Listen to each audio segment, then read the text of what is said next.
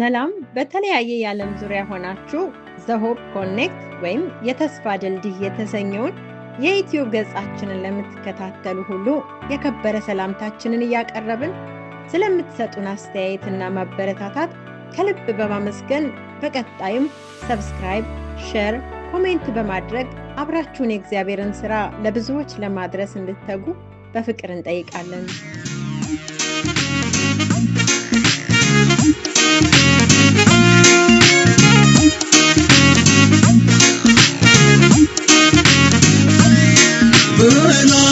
በላዩ ላይ በረከት አዞልኛል። አንዱን ሳልጨርሰው ሌላው ይከተላል። ገና ሳልፈጽመው የጥያቄን ቃል መልሴ ከደጅ ቆሞ በረንኳኳልኛል።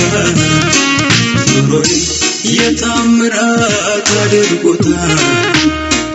ኑሮዬ የታምራት አድርጎታል። የኔኮ ከሰው ሁሉ ለየት ይላል። የኔኮ ከሰው ሁሉ ለየት ይላል። ትናንትና ኑሬዋለሁ ዛሬን ደግሞ በታምራቴ ይልቅስ ተረጋግተሩ ይለኛል ረድኤቴ።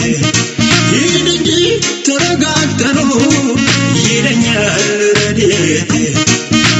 እረጋጋለሁ አንተ ጋር ግርማ ልቤ ሰጥቶሃል ቃልን ጌታ።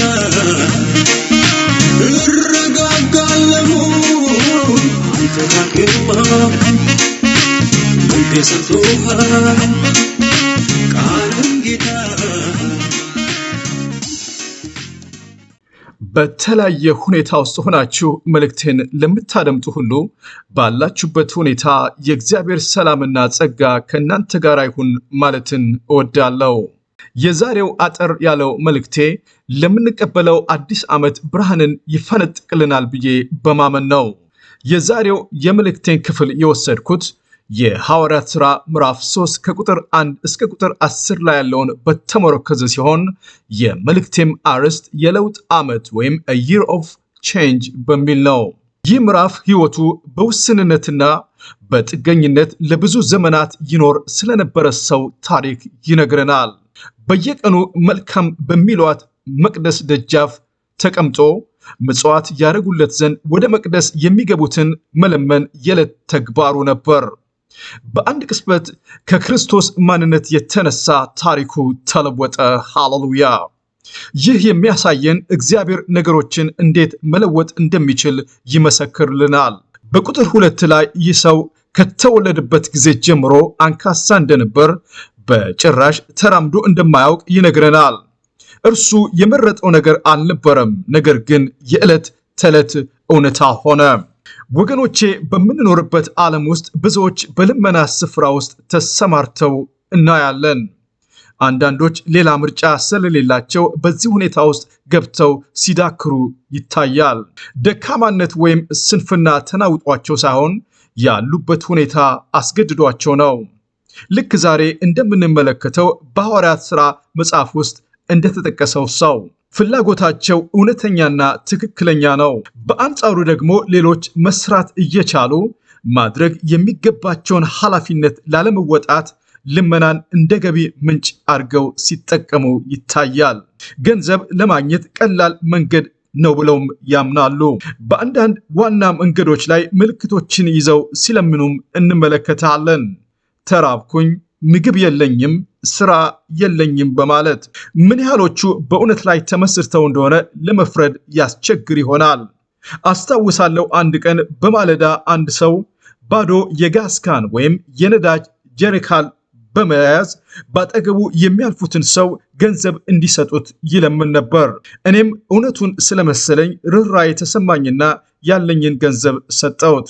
በነጋታው ይህ ሰው ትላንት ይለምን የነበረበት ቦታ እንዲሁም ይለምንበት የነበረውን የነዳጅ ጀሪካን ይዞ አየሁት።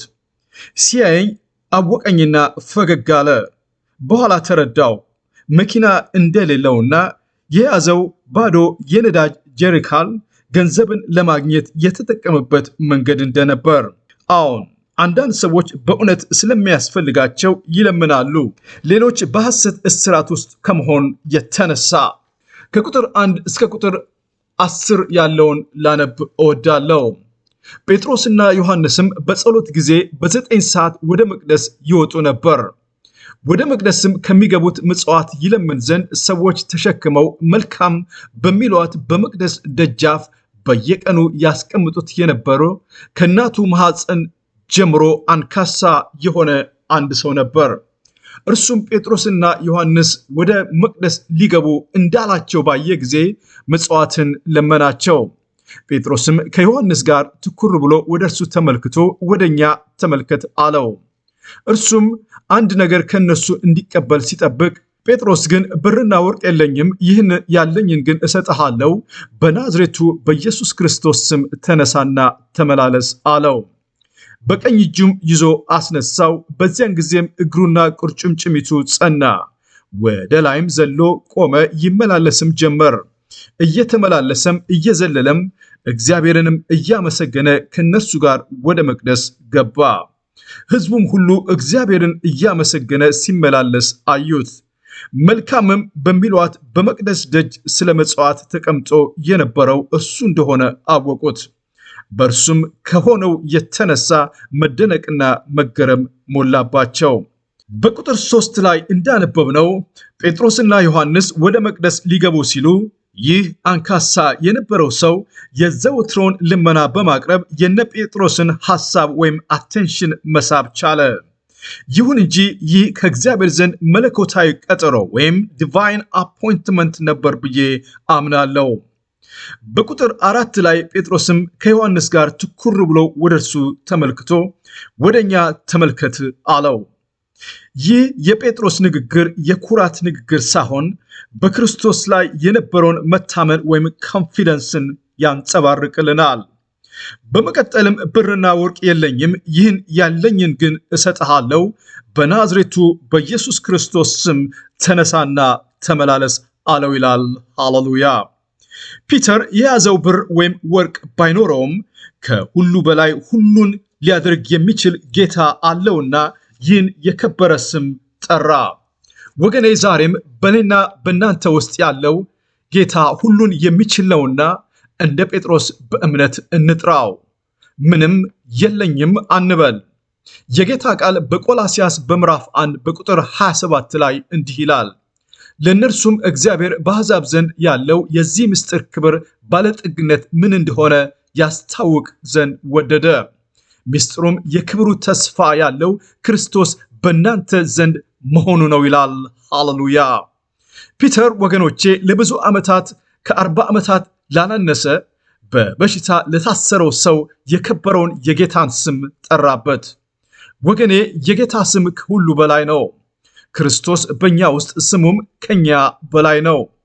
በዚህ ምክንያት ደግሞ እግዚአብሔር ያለ ልክ ከፍ ከፍ አደረገው፣ ከስምም ሁሉ በላይ ያለውን ስም ሰጠው።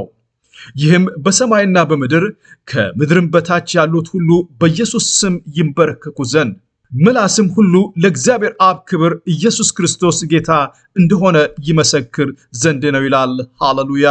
ወደ ፊልጵስዩስ ሰዎች በምዕራፍ 2 ከቁጥር 9ና 10 ላይ የቤተ ክርስቲያን ኃይል ወገኔ ገንዘብ ሳይሆን የጌታ ስም ነው። በቀኝ እጁም አስነሳው፣ በዚያ ጊዜም እግሩና ቁርጭምጭሚቱ ጸና ይላል። ወደ ላይም ዘሎም ቆመ፣ ይመላለስም ጀመር። እየተመላለሰም እየዘለለም እግዚአብሔርን እያመሰገነ ከነርሱ ጋር ወደ መቅደስ ገባ ይላል። ሃሌሉያ። የጌታ ስም ፍጹም የሆነ ጤንነትን አጎናጸፈው። መራመድ፣ መዝለል፣ እግዚአብሔርን ማመስገን ጀመረ። የተቀበለው ፈውስ ደስታንና አምልኮን አጎናጸፈው። ወደ መቅደስ ያለምንም እርዳታ ጌታውን እያመሰገነ ገባ። ወደ እግዚአብሔር መገኘት ውስጥ ገባ። ወገኖቼ እውነተኛ መነካት ሁልጊዜ ወደ እግዚአብሔር እንድንቀርብ ያደርገናል። ዛሬ ይህን መልእክት የምትሰሙ ወገኖቼ በተለያየ ሁኔታ ውስጥ ላላችሁ የምናገረውና የማመልከው አምላክ ዛሬም ይሰራልና በእውነት የእርሱ ኃይል ይነካችሁ ዘንድ እጸልያለሁ። ወገኔ ያለበት ሁኔታ መጨረሻ አይደለም። ይህንን አዲስ ዓመት ስንጀምር ከሁሉም በፊት በጌታ ፊት ጊዜ እንወስድ ዘንድ ይገባል። እግዚአብሔር በምንም አይነት ሁኔታ ውስጥ እንዳለን ይመለከታል። ምን እየጠበቅን ወይም ኤክስፔክት እያደረግን እንደሆነ ይረዳል። ጥያቄዎቻችንን በሙሉ አንድ በአንድ ያውቃቸዋል። ለአዲሱ ዓመት ተስፋ የምናደርገውን እንደ ቃሉ ይፈጽም ዘንድ ታማኝ ነው። ወገኖቼ እግዚአብሔር አምላክ ዛሬም ማንኛውንም ነገር የመለወጥና ታሪክን በሕይወታችን ውስጥ ሊሰራ በዙፋኑ ላይ ነው። እርሱ ዘመናትን ይለውጣል፣ እርሱ ግን አይለወጥም። በዳንኤል በምዕራፍ 2 ቁጥር 21 ላይ እንዲህ ይላል፣ ጊዜያትና ዘመናትን ይለውጣል፣ ነገስታትን ያፈልሳል፣ ነገስታትንም ያስነሳል፣ ጥበብን ለጠቢባን ዕውቀትንም ለአስተዋዮች ይሰጣል ይላል። ሃሌሉያ! ጌታ እግዚአብሔር ሆይ በዚህ በዓመቱ መጨረሻ ላይ የተላለፈው ይህን መልእክት በሰሙ ወገኖቼ ላይ ያንተ ክንድ ይገለጽባቸው ዘንድ እግዚአብሔር ሆይ እንደተመለከትነው በዚህ በሐዋርያት ሥራ በምዕራፍ 3 ላይ ለብዙ ዓመታት በስቃይ ውስጥ የነበረውን በሰዎች ጥገኝነት ውስጥ የነበረውን በበሽታ የታሰረውን ሰው እግዚአብሔር ሆይ ፍጹም ነፃ አድርገህ በደስታ ይመላለስ ዘንድ እንዳደረግከው ይህን መልእክት በሰሙ ሰዎች ላይ እስከዚህ ሰዓት ድረስ የታሰሩበት እስራት ቢኖራቸው ከዚህ በኋላ ግን ይህ እስራት ይፈታ ዘንድ የሚቀበሉት ይህ አዲስ ዓመት የተባረከ ሐሴትን የሚያደርጉበት ዓመት ይሆን ዘንድ በኢየሱስ ክርስቶስ ስም በእምነት ጸልያለሁኝ። አሜን። በተለያየ ሁኔታ ውስጥ ሆናችሁ መልእክቴን ላደመጣችሁ ሁሉ ሃፒ 2026 ይሁን እያልኩ እግዚአብሔር በነገር ሁሉ ምርታማ ያድርጋችሁ እላለሁ። ዝማሬ ዝማሬ ዝማሬ ዝማሬ ዝማሬ ዝማሬ ዝማሬ ዝማሬ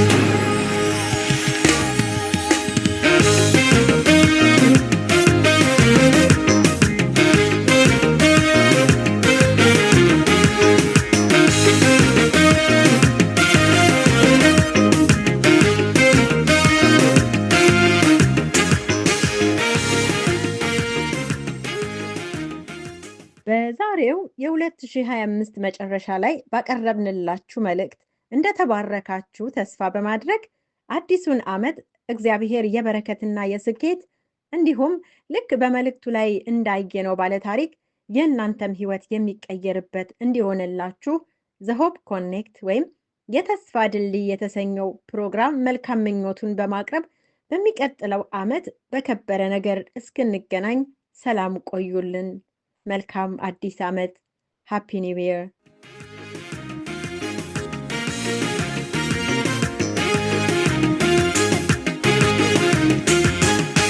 አዲስ ዝማሬ በአዲስ ዓመት፣ አዲስ መዝሙር በአዲስ ዘመን፣ ስንቱን እኮ አየን አሳልፎን፣ ክብርና እልልታ ይሁንልህ።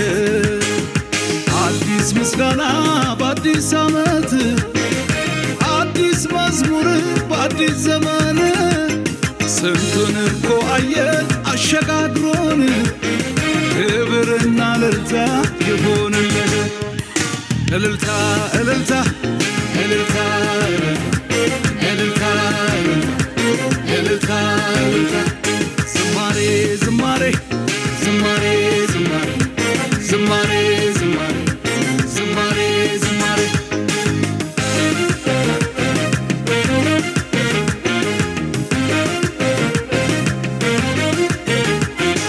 እንቆቅልሽ ዋይታ አልፎ ሚያበቃበት የሰላሙን አየር ምን ተነፍስበት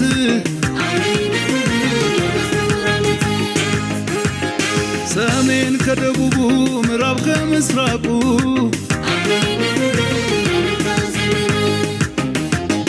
ኑና እናመስግን እንስገድ በፊቱ አሜን ላለው አሜን ይሁን የሰላም ዘመን አሜን ላለው አሜን ይሁን የሰላም ዘመን